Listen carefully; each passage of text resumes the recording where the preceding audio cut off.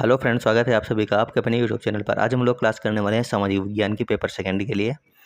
बहुत ही ज़्यादा इंपॉर्टेंट रहने वाली है आप सभी लोगों के लिए, क्योंकि आपका जो रिजल्ट है बहुत ही कम निकल गया है इस बार पेपर सेकंड का देखा जाए तो। फिलहाल तो वीडियो में आप सभी लोगों को लगातार बने रहना है और इस क्लास को शेयर भी करना है अपने सभी साथी मित्रों के पास में, और अधिक से अधिक लोगों को जोड़ लें इस क्लास में। नियमित रूप से आपको क्लासें मिलेंगी, CDP हो, सामाजिक विज्ञान हो, AVS की हो, पेपर फर्स्ट और सेकंड के लिए, दोनों के लिए ही पेडागोजी जो भी इम्पॉर्टेंट टॉपिक हैं। अगर हम पेडागोजी की बात करें तो 90 नंबर की आती है आपके एक एक पेपर में, 90 नंबर की पेडागोजी आपको फंसती है। तो चलिए आज की क्लास हम लोग करते हैं। ये है सामाजिक विज्ञान की क्लास और बहुत इंपॉर्टेंट क्वेश्चन है। आज के सारे क्वेश्चन आपके पॉलिटी के हैं, तो इस क्वेश्चन का सभी को आंसर देना है। क्वेश्चन क्या है? संविधान की प्रस्तावना में निम्नलिखित में से किस प्रकार की समानता का उल्लेख है? बहुत ही इंपॉर्टेंट क्वेश्चन है और आपके एग्जाम में बन चुके हुए सारे के सारे क्वेश्चन है। 2021 के क्वेश्चन आज हम लोग करने वाले हैं जो आपके एग्जाम में बने थे। सभी को बताना है कि संविधान की प्रस्तावना में निम्नलिखित में से किस प्रकार की समानता का उल्लेख है? वेतन की समानता, संपत्ति की समानता, रोजगार की समानता या फिर प्रतिष्ठा की समानता। तो आप लोगों को पता ही होगा कि हमारे संविधान में प्रतिष्ठा की समानता की बात की गई है, यानी ऑप्शन नंबर डी आपका बिल्कुल सही है। यहाँ पर जिन लोगों ने ऑप्शन नंबर डी कर लिया उनका सबका बिल्कुल सही है क्वेश्चन नंबर 1। अगला क्वेश्चन है, भारत में नगर निगम के संदर्भ में निम्नलिखित में से कौन सा कथन सही है? आपको बताना है इन चार में से नगर निगम से संबंधित कौन सा कथन सही हो जाएगा। पहला लिखा है वार्ड कमिश्नर का पद निर्वाचित होता है। दूसरा लिखा है वार्ड काउंसलर एक निर्वाचित सदस्य होता है। तीसरा ऑप्शन लिखा है वार्ड कमिश्नर का चुनाव वार्ड काउंसलर करते हैं। जबकि चौथा ऑप्शन लिखा है वार्ड कमिश्नर का चुनाव प्रशासनिक कर्मचारी करते हैं। तो आपको बताना है इनमें से कौन से ऑप्शन सही हो जाएंगे। क्वेश्चन नंबर 2 के लिए ऑप्शन नंबर बी आपका बिल्कुल सही हो जाएगा। वार्ड काउंसलर एक निर्वाचित सदस्य होता है। जितने भी लोगों ने ऑप्शन नंबर बी किया उनका सबका बिल्कुल सही हो जाएगा। क्वेश्चन नंबर 3 लिखा है रोजा पार्क द्वारा बस से अपनी सीट देने से मना करना संयुक्त राष्ट्र अमेरिका में किस आंदोलन का शुरुआती बिंदु बना? आप लोगों को आंसर करना इसका है रोजा पार्क द्वारा बस से अपनी सीट देने से मना करना संयुक्त राष्ट्र अमेरिका में किस आंदोलन का शुरुआती बिंदु बना? पहला ऑप्शन है जेंडर अधिकार आंदोलन, दूसरा ऑप्शन है सार्वजनिक स्थलों में प्रवेश की समानता का आंदोलन, तीसरा ऑप्शन है नागरिक अधिकार आंदोलन, चौथा ऑप्शन है श्वेत महिलाओं के लिए न्याय आंदोलन। इसके बारे में थोड़ी सी जानकारी आप लोगों को पहले देते हैं। 1955 में मॉन्टगोमरी अलबामा यानी कि USA में रोजा पार्क में श्वेत व्यक्ति के लिए बस में सीट छोड़ने से इनकार कर दिया। यहीं से श्वेत अधिकारियों के लिए USA में नागरिक अधिकार आंदोलन की शुरुआत हुई, जिसे मार्टिन लूथर किंग द्वितीय ने आगे बढ़ाया। तो इस क्वेश्चन का जो सही आंसर रहने वाला वो आ जाएगा आपका ऑप्शन नंबर सी, नागरिक अधिकार आंदोलन यहीं से शुरू हुआ था। अगला क्वेश्चन है आपका क्वेश्चन नंबर 4 लिखा है मीडिया के संदर्भ में एजेंडा तैयार करने से क्या अभिप्राय है? आपको बताना है मीडिया के संदर्भ में एजेंडा तैयार करने से क्या अभिप्राय है। क्वेश्चन आपको थोड़े से हार्ड लग सकते हैं, लेकिन ये आपका प्रीवियस ईयर का क्वेश्चन पेपर है। अपनी तरफ से एक भी क्वेश्चन नहीं बनाया गया है, ना ही तो हार्ड और ना ही तो आसान क्वेश्चन किए गए। जैसा आता है वो बहु पेपर वही है आपके सामने। पहला ऑप्शन आपके सामने लिखा है मीडिया विषय वस्तु जिसे सरकार द्वारा संरक्षित किया जाएगा। दूसरा ऑप्शन लिखा है मीडिया किसी एक राजनीतिक पार्टी के एजेंडे का प्रचार करना। जबकि तीसरा ऑप्शन लिखा है एक स्वतंत्र मीडिया घटना जिसका कोई भी पूर्व निर्धारित एजेंडा नहीं है। चौथा ऑप्शन लिखा है मीडिया द्वारा मुद्दों को चिन्हित करना और उन्हें जनता तक पहुंचाना। तो आपको बताना था कि मीडिया के संदर्भ में एजेंडा तैयार करने से क्या अभिप्राय है। तो इसका से हो जाएगा ऑप्शन नंबर डी, मीडिया द्वारा मुद्दों को चिन्हित करना और उन्हें जनता तक पहुँचाना। यही आपका बिल्कुल सही आंसर होगा क्वेश्चन नंबर 4 के लिए। अगला क्वेश्चन है क्वेश्चन नंबर 5। बहुत ही अच्छा क्वेश्चन है, पढ़िए और यहाँ से आपको आंसर करने हैं नीचे देख करके। बताइए कौन कौन सा ऑप्शन सही हो जाएगा। लिखा है भारत में धर्मनिरपेक्षता के संदर्भ में निम्नलिखित में से कौन से कथन सही हैं। पहला ऑप्शन लिखा है न राज्य न धर्म एक दूसरे के मामले में दखल दे सकते हैं। जबकि दूसरा ऑप्शन लिखा है भारतीय राज्य को धर्म से एक सैद्धांतिक दूरी बनाकर रखना चाहिए। तीसरा ऑप्शन लिखा है राज्य समुदायों के निजी कानूनों में हस्तक्षेप नहीं कर सकता। जबकि चौथा ऑप्शन लिखा है राज्य द्वारा प्रयास किया जाना चाहिए कि एक धार्मिक समुदाय दूसरे समुदाय पर प्रभुत्व स्थापित ना करे। तो अब बताइए इनमें से कौन कौन से ऑप्शन सही हैं। सभी को करना है क्वेश्चन नंबर 5 का, बताइए कौन कौन से सही हैं इसमें। तो आप देख सकते हैं कि पहला लिखा है न राज्य न धर्म एक दूसरे के मामले में दखल दे सकते हैं, तो ये आपका गलत है। दूसरा ऑप्शन बी वाला देखिए लिखा है भारतीय राज्य को धर्म से एक सैद्धांतिक दूरी बनाकर रखना चाहिए, तो आपका बी वाला सही है। सी लिखा है राज्य समुदायों के निजी कानूनों में हस्तक्षेप नहीं कर सकता, तो जरूर कर सकता है, यानी कि ये भी आपका गलत हो गया। डी लिखा है राज्य द्वारा प्रयास किया जाना चाहिए कि एक धार्मिक समुदाय दूसरे समुदाय पर प्रभुत्व स्थापित ना करे, तो आपका डी वाला सही है। कहने का मतलब है जहाँ पर बी और डी होगा आपका वही ऑप्शन सही है। तो बी और डी देखिए कहाँ पर है, ऑप्शन नंबर सी में है, इसीलिए आपका ऑप्शन नंबर सी यहाँ पर सही हो जाएगा क्वेश्चन नंबर 5 के लिए।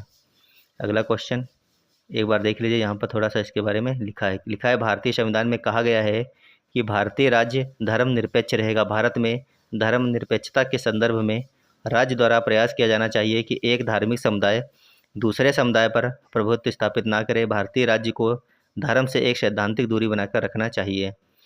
चलते हैं अगले क्वेश्चन पर। क्वेश्चन नंबर सभी लोग पढ़िए और आंसर कीजिए, इसका क्या सही आंसर हो जाएगा।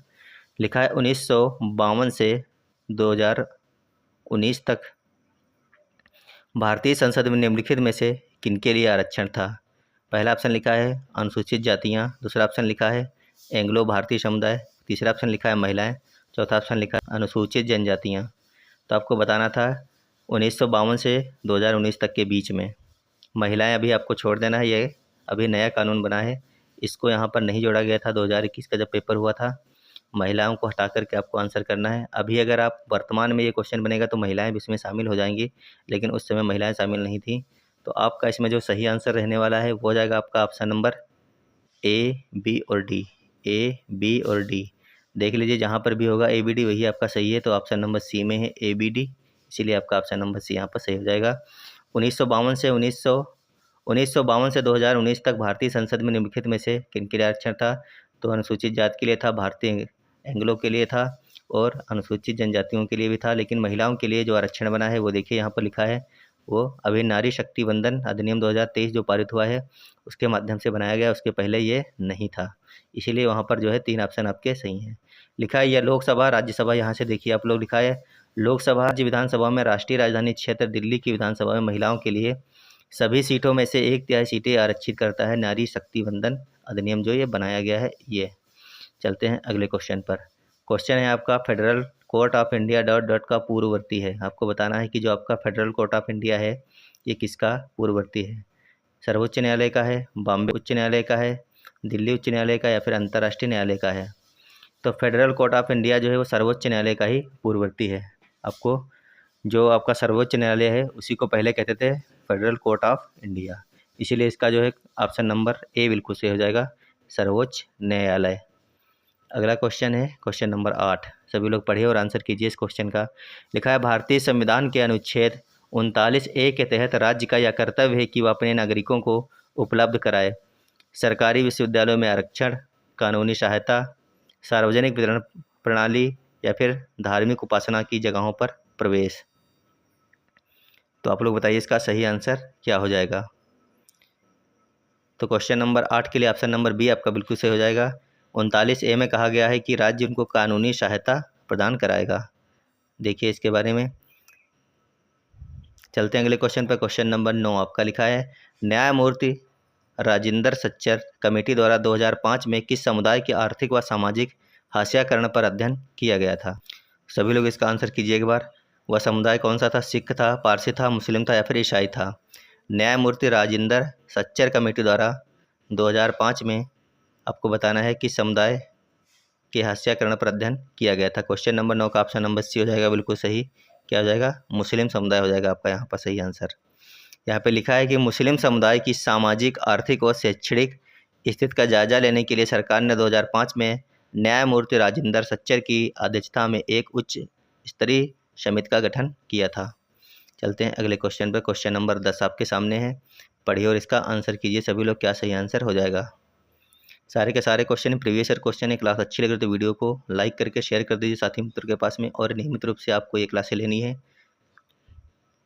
लिखा है भारत में कपड़ा उद्योग के संबंध में दादन व्यवस्था यानी कि पुट इन आउट प्रणाली से क्या तात्पर्य है। पहला ऑप्शन लिखा है व्यापारी द्वारा बुनकर को कच्ची सामग्री उपलब्ध करवाना और उससे बुना हुआ सामान यानी कि कपड़ा लेना। दूसरा ऑप्शन लिखा है बुनकर का उपभोक्ता से सीधे ऑर्डर लेना और उसे बुना हुआ सामान पहुंचाना। तीसरा ऑप्शन लिखा है व्यापारी द्वारा बुनकरों के माध्यम से कपड़े को कारखानों में बेचना और उससे कमीशन लेना। जबकि चौथा ऑप्शन लिखा है बुनकर द्वारा सीधे कपड़ा कारखाने में बेचना। तो फटाफट सभी लोग आंसर कीजिए क्वेश्चन नंबर 10 के लिए क्या सही हो जाएगा। इस क्वेश्चन का जो बिल्कुल सही आंसर है वह हो जाएगा व्यापारी द्वारा बुनकर को कच्ची सामग्री उपलब्ध कराना और उससे बुना हुआ सामान लेना, यानी ऑप्शन नंबर ए बिल्कुल सही है इस क्वेश्चन के लिए। अगला क्वेश्चन है क्वेश्चन नंबर 11। सभी लोग पढ़िए और आंसर कीजिए क्या सही रहने वाला है क्वेश्चन नंबर 11 का। लिखा है 1994 में दक्षिण अफ्रीका में व्यवस्था बदलने के लिए किस तरह की सरकार बनी?